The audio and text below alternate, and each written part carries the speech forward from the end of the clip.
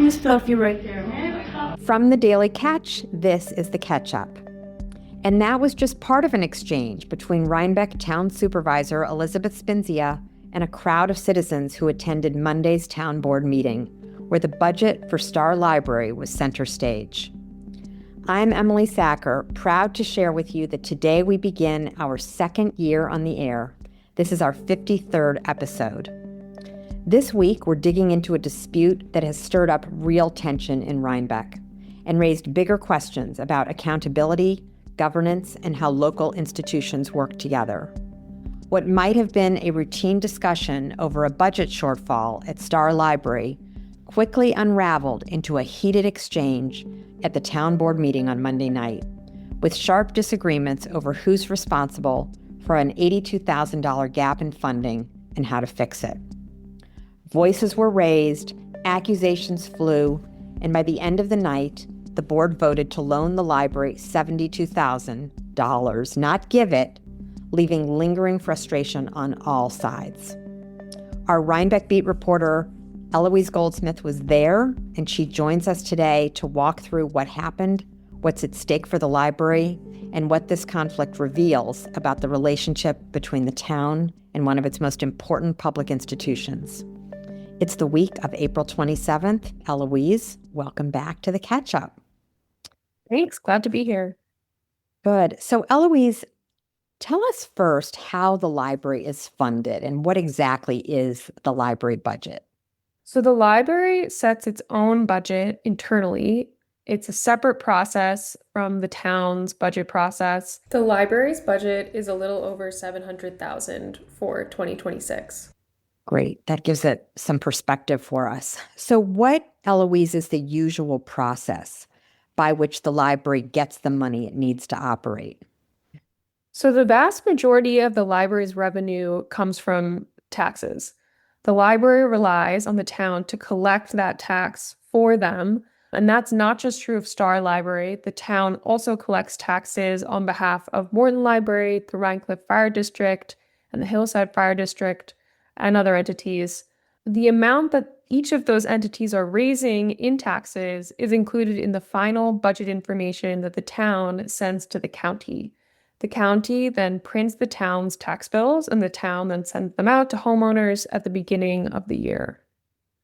Got it. And before those bills are sent out, Eloise, there's approval. Like I know when I go to the polls every year, I check a box on the back of the ballot typically that tells me I approve of the library budget. Is that correct?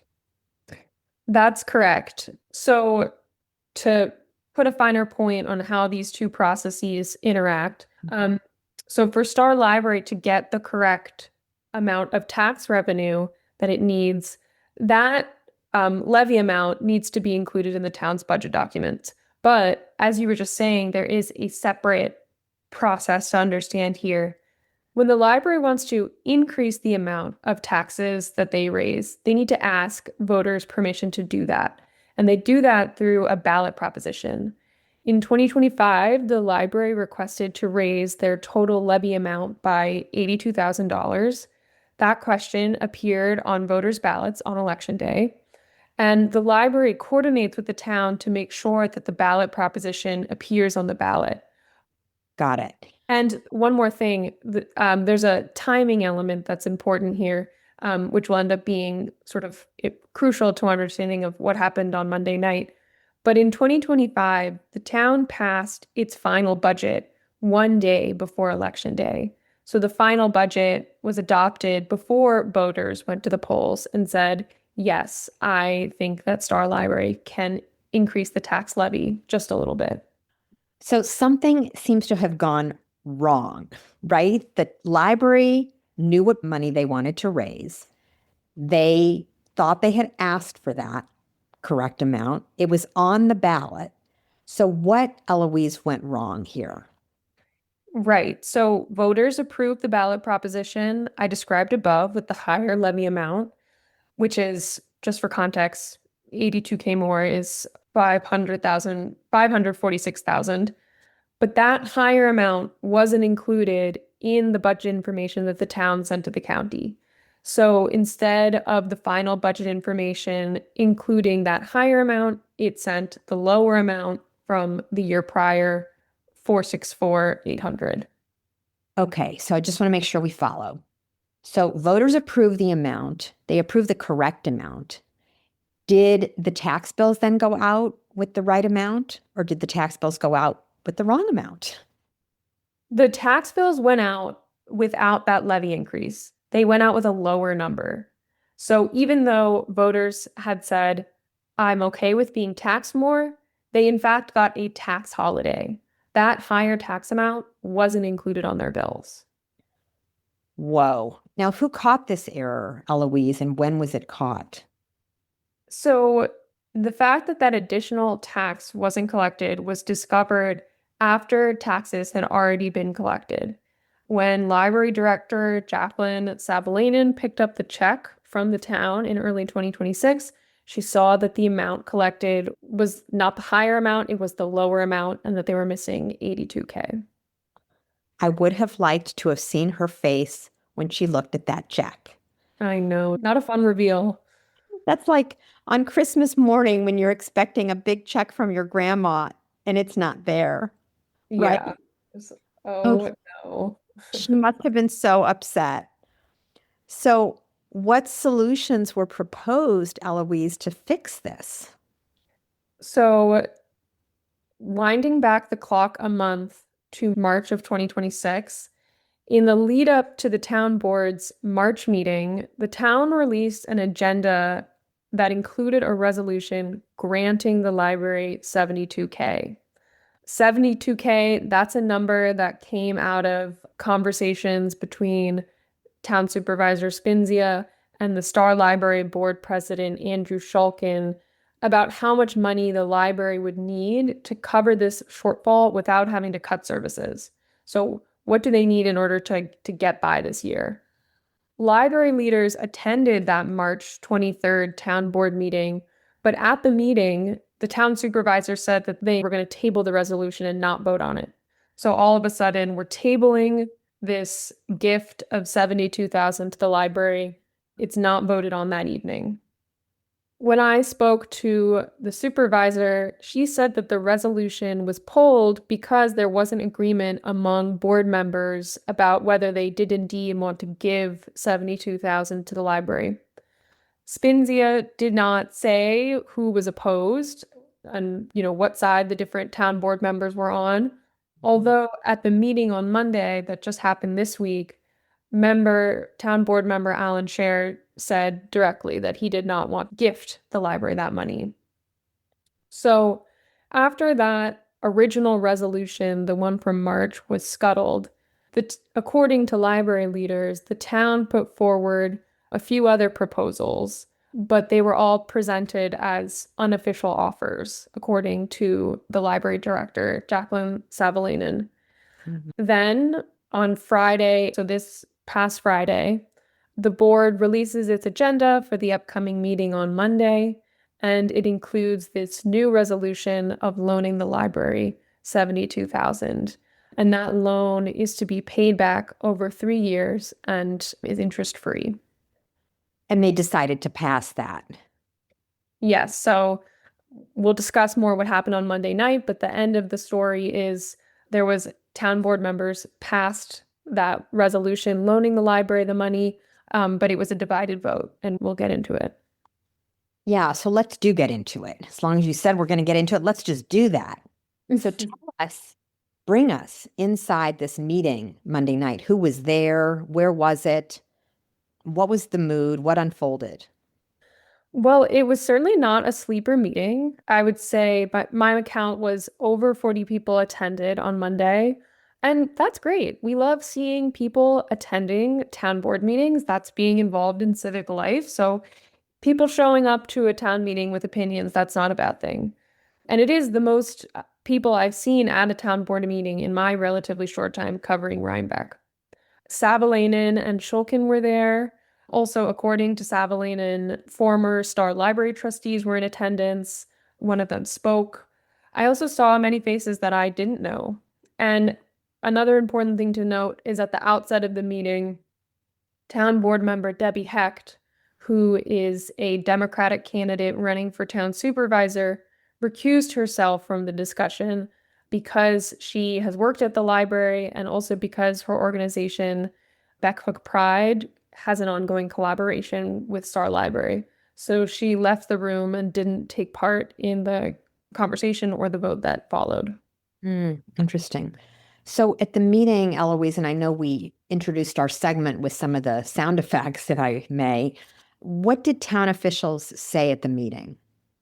So during the meeting, Town Supervisor Spinzia said that the library alerting her and the town clerk's office that there would be a ballot proposition before voters wasn't sufficient to ensure that the higher tax levy amount ended up in the town's budget documents. Another town board member, Dana Peterson, said that she would have liked to see library officials at the budget meetings that the town board has, just to double check that the library's higher levy amount was included in the budget documents. The town's lawyer also shared that technically, according to state education law, section 259, if the budget is finalized before voters approve a ballot proposition, then that higher levy amount approved by voters will appear in the following year's budget. You can't add it back into a budget that was finalized previously. So where I mentioned above that the timing of the ballot proposition mattered, this is where that comes into play. So just to reiterate, the ballot proposition took place on Election Day, November 4th. The town board passed their budget on November 3rd. So according to the law, the results of that ballot proposition apply to next year's budget. We're back in the meeting now. We're back inside that meeting. Tell us what the library had to say. So the library came ready to address these points. In prepared remarks, Savalainen said that there have been prior years where a ballot proposition passes after the final budget was adopted, and the higher levy amount still was included in tax bills. So she was saying, essentially, no matter what education law section 259 says, the timing of the ballot proposition hasn't mattered in the past in terms of them getting the higher levy amount that they need. She also emphasized that she contacted the clerk's office multiple times about the ballot proposition. Savalainen also said that the library wants the town board to go back to their original offer of giving the $72K to the library instead of loaning the amount. And as we said above, in the end, a divided board with town board member Chad Kleisch voting nay, voted to loan the library the money instead of gifting it to them. Wow. It's really interesting to listen to this because I can understand how perhaps Jacqueline Savalainen must have felt like the rules were changing on her, right? She had a certain expectation. Is that right? You've watched this unfold, Eloise. Yes, that is exactly right. She said, if the process had changed from what it was prior, why wasn't the library told that we were using a different process this time around? Okay. So how did the audience feel as they're hearing this thing unfolding? What's going on in the room? So the audience had clearly come ready to defend the library. That was obvious from the outset. And partway through Savalainen's speech, Town Supervisor Spinzia cut her off and the crowd reacted angrily. We're going to play that clip. Quite frankly, it looks like you're punishing them, and we can't understand why. No interrupting. No, this is my meeting, actually. I'm going to stop you right there. And then a few moments later, you'll hear town board member Chad Kleisch intervening to have Savalainen finish speaking. Vote to have her finish her statement so that she can speak and people can hear it. I don't think we should stop the meeting because it's gotten uncomfortable for the board. Correct. Let her finish. Wow. So interruptions are going on. It sounds extremely intense, very emotional. But Eloise, from what our reporting showed in our story, the story doesn't end there. You were then able to procure a meeting with Elizabeth for the next day. Tell us about that meeting. What did you ask and what did she tell you? I was able to do some follow-up reporting with both library leaders and members of the town board. I'll tell you what all of them said. During my meeting with the town supervisor, I asked her about a moment during the meeting where she appeared to apologize to the library. I was able to get it done in the past, and this year I messed up. I didn't have your back, and you had. The next day, I had the opportunity to sit down with her and ask her about how the meeting, in her view, had gone. I specifically asked her about this admission where she said, I messed up, and she walked back that admission. She told me, quote, "It is neither my job nor responsibility to report the levies to the county. I don't pay attention to it," end quote. Spinzia did acknowledge that she had a strong emotional reaction to things that Savalainen said at the meeting, and when I asked her if she thought her reaction at the meeting went overboard, this is what she told me. I was probably more uninhibited than usual. I'm in a different phase of my governing now. I'm leaving office, and I think that a certain filter for me is gone. What did you hear, Eloise, from other sources after the meeting? Savalainen told me that she was disappointed by the outcome of the meeting, although she felt an outpouring of support from the community for the library. Shulkin, the Starr Library board president, told me that he was concerned about how unwelcoming some town board members seemed to feel toward public comment. And he also said that the discussion on Monday made him more concerned about what this means for future library budgets. Meanwhile, town board member Dana Peterson told me that when it comes to the timing of the final budget vote, there are good reasons that the town would want to pass their budget before Election Day, including the fact that it gives voters a chance to consider a final budget when they cast a vote for their elected officials. She also said that even if there were instances where the town did add in the results of a ballot proposition into a budget that had already been finalized, that's not best practice. Okay, so Eloise, where does this leave the library for the current year 2026 and for next year for 2027? So taxpayers who support Starr Library effectively got a tax holiday on the intended increase that they approved for 2026, as I said above. They paid the same amount in taxes as they did the year prior. The ballot proposition that was approved in 2025 means that the library has the ability to raise that higher tax levy amount, $546,800. They don't need to go back to voters and get that permission again. So at least $546,800 will be included in the town's budget documents. So come early 2027, when the library needs to start paying off that first installment of the loan to the town, the library will bring in at least that much, the number I just mentioned, in tax revenue. But according to Shulkin, the whole situation creates a cash flow problem for the library, especially considering that the loan that they receive from the town doesn't even cover the full deficit amount that they're facing this year. Well, we will stay on this. It sounds like this is an ongoing story, and you've become very proficient at looking at budgets, Eloise, and now library budgets too. So thank you so much for explaining all of this to us. We really appreciate you being on the show. Of course. And now I want to welcome a familiar voice back into the studio, our publisher, Walter Mullin.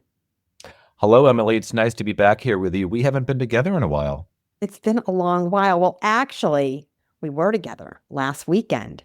We were together last weekend. Why don't we tell listeners what happened last weekend and the reason I'm back here today talking to you?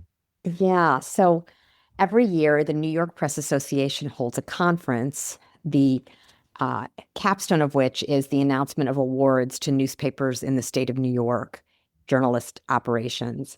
And we got the exciting news, as you'll recall, Walter, that we won 5 first place awards in this contest, including first place for this podcast and first place for investigative reporting, for a political story, for feature series writing, for some of the key top categories. And because we had so many first places, as well as 1 second place and 1 third place, we landed ourselves 3rd in the state.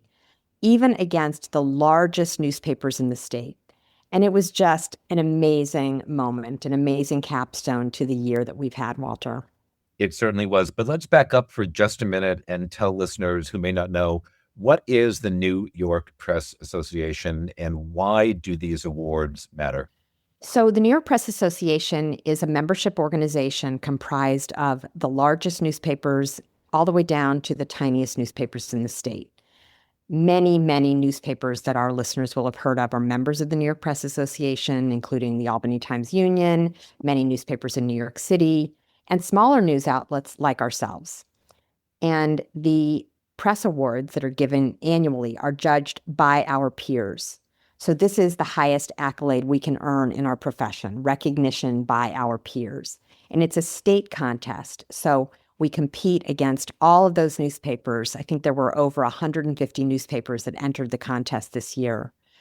And thousands of entries come in all of these many, many categories. So it's everything from religion writing, where we also won a first prize, to arts coverage, to opinion writing. And in addition to journalistic categories, Walter, there are advertising categories and print categories for those newspapers that still publish a print edition, of which there are still many.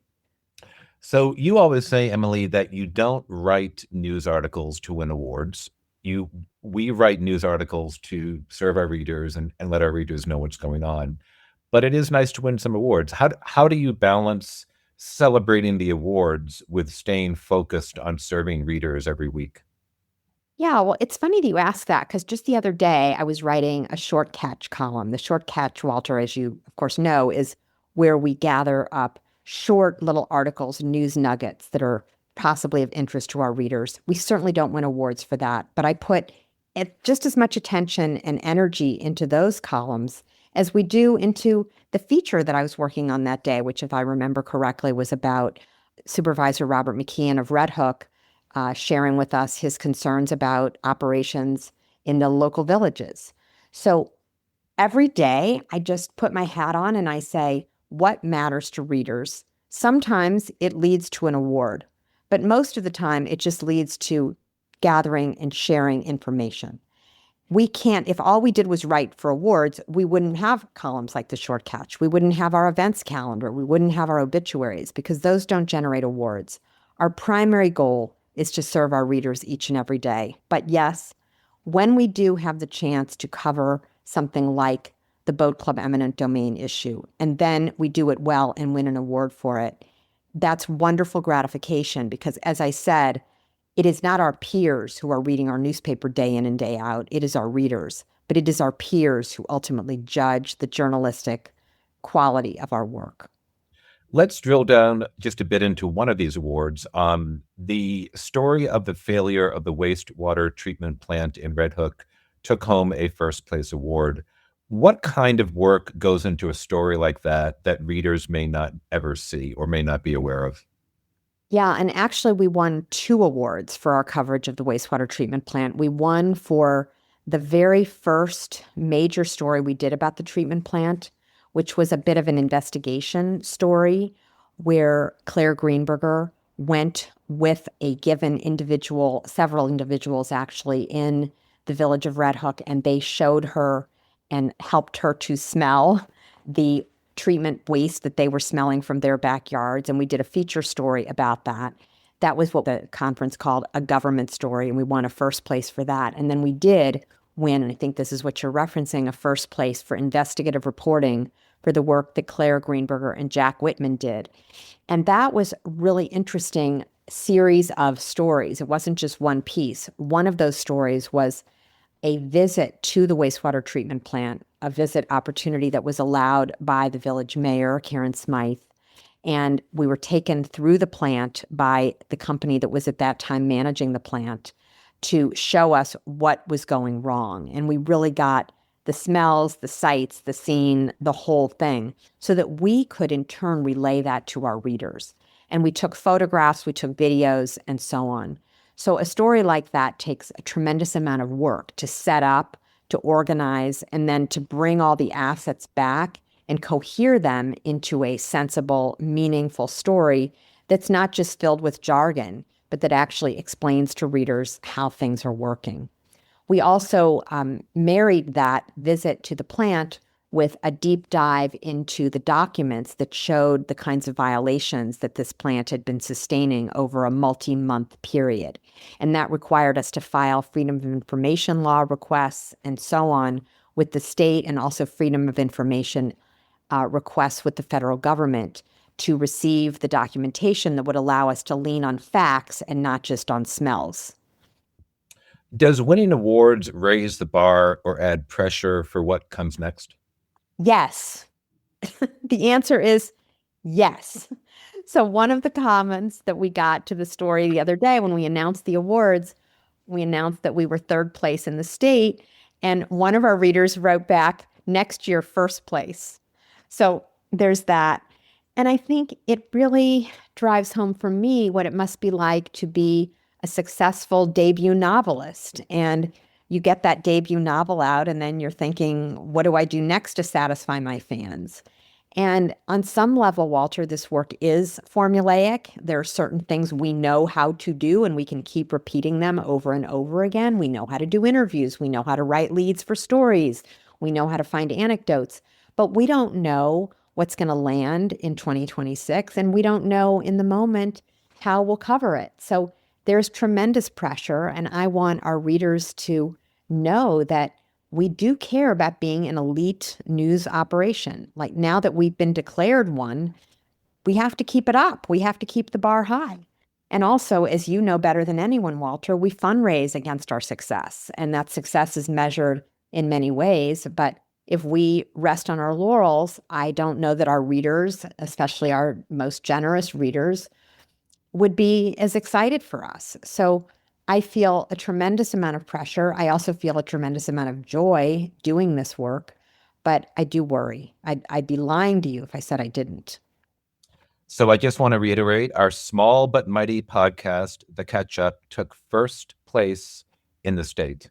And I remember when we started this about a year ago, Emily, we said, oh, we'll just try it and see how it goes. And here we are a year later.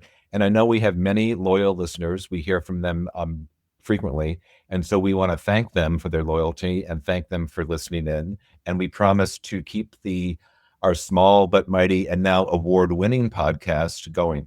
Well, and let me say before we sign off too quickly, Walter, you should tell us about that podcast because you actually brought us that story. Let's remind listeners what that was about. So just so people understand, the way this works is when you submit an award nomination in a category, you submit a specific article or a specific show. So for the podcast category, we submitted one show. And the show that we submitted was a story about the woman who was trapped in the elevator at the Amtrak station. And that was a very compelling podcast. We were able to have Linda, the woman who was trapped, come on. And we did a sort of a fun and compelling podcast. And the judges really responded to that, as did many of our listeners. So that was a nice thing to get the recognition for that show. And you were at the elevator when it happened. I was at the elevator. So, this is something that listeners should understand. Like, there's a lot of luck in this. There's a lot of skill, I hope, that goes into the work. But it's also a matter of being in the right place at the right time. We would never have gotten that podcast because we would never have gotten that story if you hadn't happened to have been on the platform when she got stuck in the elevator. I'm a very big fan of Ina Garten, the Barefoot Contessa, and her recent memoir was titled Be Ready When the Luck Happens. And that's true. You have to be ready when the luck happens. And I got lucky that day. Lucky for me, not for the woman trapped in the elevator, but it was lucky for us. We wrote a very good story, and then we did a very good podcast, and now we took home a first place award. Absolutely true. Well, I think we can conclude the catch up on that amazing note.